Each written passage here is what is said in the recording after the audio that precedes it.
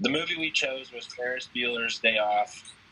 It is by Matthew Broderick, and our group members include Chris Romano, Kayla Mershon, Colin McGuigan, Kyan Regney, and Brendan Fowler. The next slide we have is the table of contents. Okay, so for the movie synopsis, basically, Ferris Bueller's Day Off is about three high schoolers who spend the day in the city of Chicago exploring and making memories. The main character, Ferris Bueller, fakes being sick and fools his parents.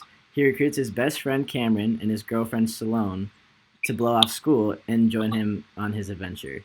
However, Ferris must find a way to get back into bed before his parents get home from work, as well as evade Principal Ed Rooney from catching him skipping school. All right. So leadership relations. We talked about Ferris Bueller. Ferris Bueller is the main character in this movie. He's a high school senior who starts realizing how fast life is going. So he decides to fake being sick to get out of school for the day. And then he recruits his best friend and his girlfriend to have a fun day in the city, make some memories. So in relation to class, he's definitely the leader of the group, and he definitely has influence over them. So he uses the personal appeals influence tactic. So this is like the use of friendship and loyalty to convince other people to do something. We see this in the movie when he's trying to convince his best friend Cameron to come over to his house. And he uses the personal appeals influence tactic by telling Cameron, if you're not here in 15 minutes, you can find a new best friend. And that convinces Cameron to go over. He also personifies open-mindedness throughout the movie. Open-mindedness people who are open to new ideas and new experiences. Ferris we see this in the movie because throughout the whole movie and everything that they do in the city of Chicago, he's very open to whatever life throws at him. He's not concerned about anything at this moment. Cognitive influences, we talk about Cameron Fry. Cameron is Ferris' best friend in the movie. They were best friends since they were kids, since they were fifth graders. The only child, he's an only child with parents that he doesn't have a good relationship with. He doesn't have a good relationship with them, and they don't have a good relationship with each other either. And he's reluctant to ditch school with Ferris. So in relation to class, throughout this movie, Cameron is dealing a lot with stress. First, he deals with a lot of physiological strains, and physiological strains are like things like illness, having an illness, getting high blood pressure, back pain, stomach aches. These are things that you kind of have to deal with when you go through this type of stress. And we see this in the movie because he has a really troubling relationship with his parents throughout, and he gets really stressed, especially with his dad.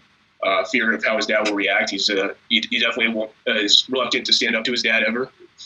And then you see a lot of psychological strains as well. These are emotional, mental, and physical burnouts that result from having a lot of amount of stress on an ongoing basis.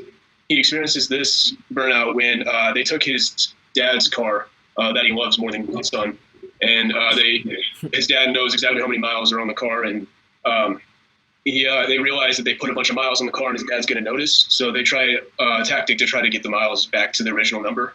And when it's not working, he starts getting really, really stressed out, really nervous, and really scared, knowing that his dad's going to react. And then the other character, we use cognitive influence to describe Sloane Peterson. She's Ferris Bueller's girlfriend in the movie. She's a junior in high school. Ferris is a senior. Ferris and Cameron use a lie to trick the principal into getting Sloane out by saying that her grandmother died. And you see throughout the movie she's very committed to Ferris. In relation to class, she personifies a lot of commitment and personality traits. Effective commitment is commitment to someone or something because of an emotional attachment to it. She shows a lot of open-minded personality. This means that she's very curious and open to new ideas and new experiences.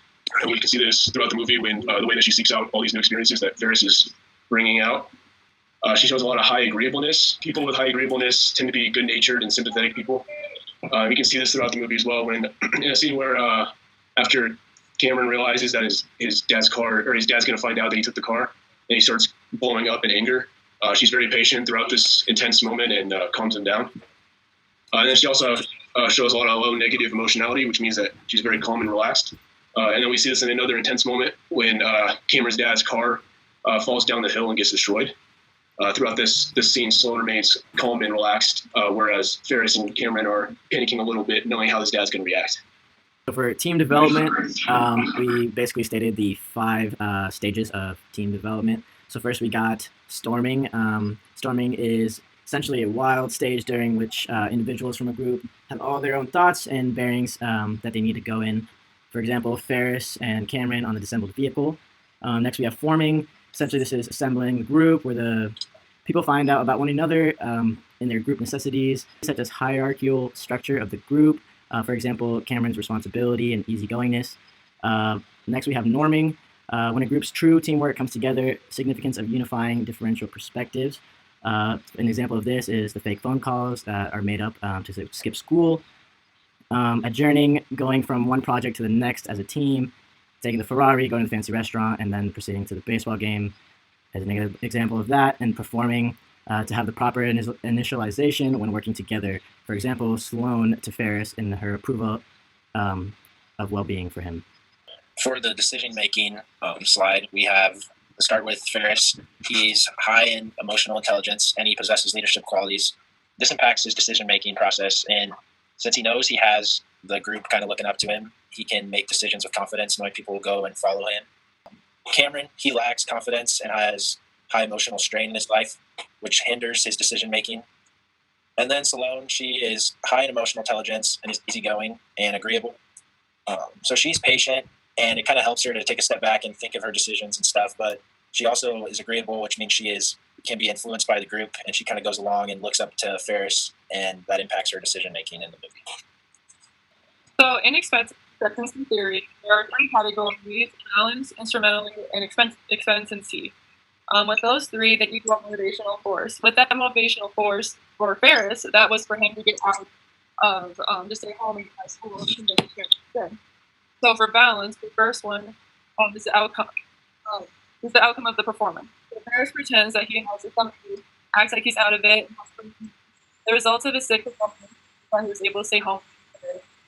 Instrumentally, these outcomes are staying at home is a success. He seems like he's missing class isn't going to have an impact on him getting into college. So in this semester alone, he's missing 9 classes because of this.